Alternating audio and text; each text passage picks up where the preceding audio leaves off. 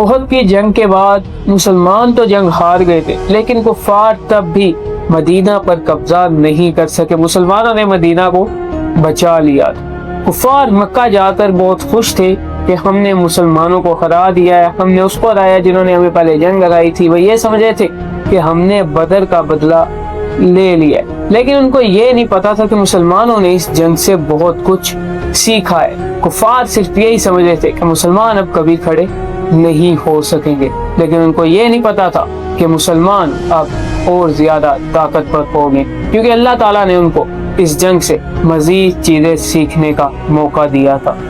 لیکن مدینہ میں مسلمان زیادہ طاقتور ہو گئے تھے۔ کفار بھی یہ سمجھ رہے تھے کہ مسلمان اب کبھی کھڑے نہیں ہو سکیں گے، ہم نے ان کو بہت بری طرح ہرا دیا، لیکن مسلمانوں نے اس ہار سے بہت کچھ سیکھا تھا۔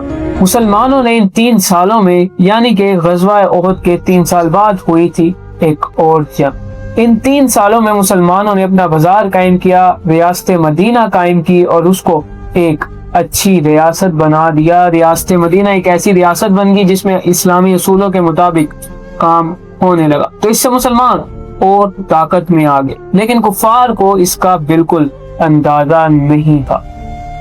ہاں بالکل، کفار کو اس کا اندازہ نہیں تھا کہ مسلمان اور طاقتور ہو گئے ہیں، اسی لیے انہوں نے ایک نئی جنگ کی تیاری کرنا شروع کر دی۔ مکہ کے بڑے سرداروں نے یہ فیصلہ کیا کہ اب پورے عرب کو مسلمانوں کے خلاف لے جایا جائے، کیونکہ مسلمان ہم سے تو ہارنے والے نہیں ہیں۔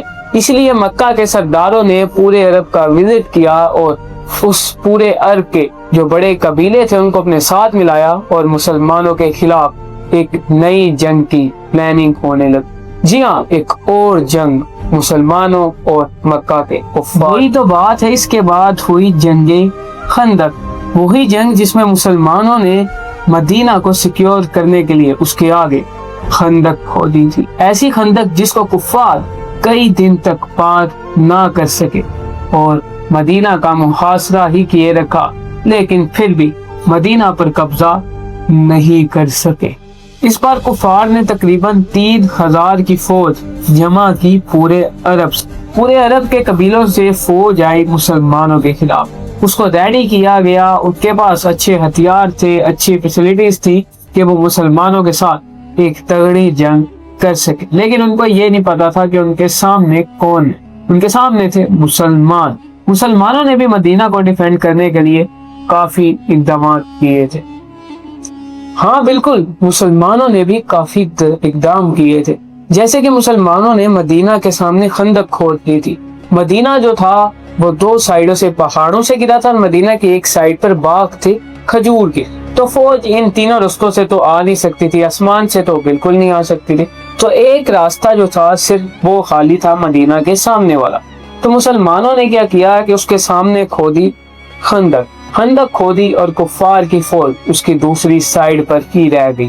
ہاں بالکل، سننے میں یہی آتا ہے کہ حضرت سلیمان فارسی جو تھے انہوں نے نبی کریم کو یہ مشورہ دیا تھا کہ آپ خندق کھود دیں مدینہ کی ایک سائیڈ پر، اس سے کفار کی فوج خندق کے اس سائیڈ پر ہی رہے گی اور ہم ادھر سے مدینہ کو بچا سکتے ہیں۔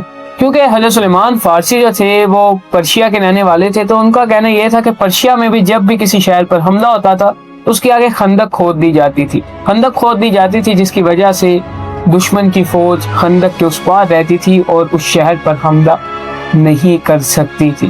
نبی کریم کو ان کا جو تھا مشورہ وہ بہت پسند آیا اور آپ نے خندق کھدوانے کا کام شروع کر دیا تھا، اور دوسری طرف کفار کو اس کا علم بالکل نہیں تھا۔ ایک ایسا ہی مشہور واقعہ ہے کہ جب خندق کی کھدائی ہو رہی تھی تو ایک پتھر تھا، وہ صحابہ کو بہت تنگ کر رہا تھا، اتنا بڑا پتھر تھا اس کو نکالا نہیں جا رہا تھا، وہ خندق کے درمیان میں راستہ بنا رہا تھا۔ نبی کریم صلی اللہ علیہ وسلم کو بتایا گیا کہ ایک بڑا پتھر ہے، وہ اٹھایا نہیں جا رہا، تو نبی کریم صلی اللہ علیہ وسلم نے اس پتھر پر ٹھوکر ماری، یعنی اس پتھر پر ضرب ایک لگائی اور وہ پتھر 2 ٹکڑوں میں ہو گیا۔ وہی پتھر صحابہ کرام مل کر بھی کوشش کر رہے تھے لیکن نہیں اٹھایا جا رہا تھا، نبی کریم کے ایک ضرب سے وہ پتھر 2 ٹکڑوں میں ہو گیا اور صحابہ نے اس کو اٹھا کر سائیڈ پر رکھ دیا۔ یہ مثال ہے کہ ہمارے پیارے نبی صلی اللہ علیہ وسلم میں کتنی پاور تھی۔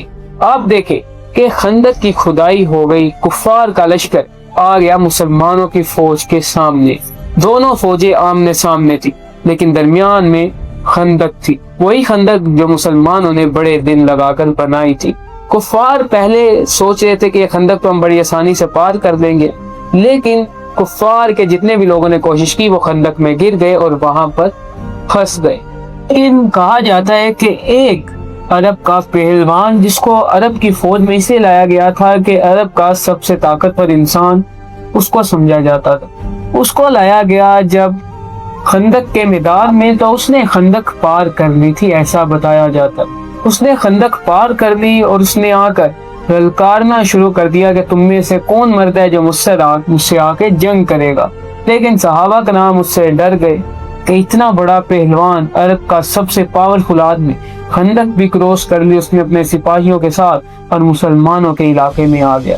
نبی کریم صلی اللہ علیہ وسلم کی شان میں اس نے گستاخی بھی کی تھی، لیکن نبی کریم نے صحابہ کرام کو کہا کون اس کی زبان بند کرے گا، لیکن کوئی نہیں آیا۔ پھر امام علی علیہ السلام اٹھے اور انہوں نے اس عبدبد کے ساتھ جنگ کی۔ عمر بن عبدبد کے ساتھ جنگ ہوئی امام علی علیہ السلام کی۔ امام علی علیہ السلام نے اس کو بڑی آسانی سے مار دیا۔ کہا جاتا ہے کہ اس نے پہلے اپنے گھوڑے کے پاؤں کاٹے، اپنے گھوڑے کی ٹانگیں کاٹی اپنی طاقت دکھانے کے لیے مسلمانوں کو، لیکن امام علی علیہ السلام نے اس کی ٹانگیں کاٹ کر بتایا کہ ایسے درد ہوا ہوگا اس گھوڑے کو اور اس کو قتل کر۔ بالکل عبدبد کو تو امام علی علیہ السلام نے مار دیا تھا، لیکن ایک اور واقعہ ہے کہ جب عبدبد کو مار دیا، کفار نے کافی دن تک محاصرہ کیے رکھا۔ مدینہ میں کھانے کی قلت ہو گئی، کوئی چیز نہ اندر آ سکتی تھی نہ باہر جا سکتی تھی، تو کھانے کی قلت ہو گئی۔ ایک صحابی نے حضرت محمد صلی اللہ علیہ وسلم کو کھانے پہ بلایا کہ نبی کریم بھی بھوکے ہوں گے تو ان کو کچھ کھانا دیا جائے۔ کہا جاتا ہے کہ ان صحابی کے گھر کھانا جو تھا وہ بہت تھوڑا تھا، وہ نبی کریم صلی اللہ علیہ وسلم کے لیے ہی تھا، یعنی زیادہ نہیں تھا، اور ان کی فیملی کے لیے تھا۔ نبی کریم اپنے ساتھ سارے صحابہ کو لے گئے، کافی لوگ اپنے ساتھ لے گئے کہ ان کو ابھی کھانا ملے گا۔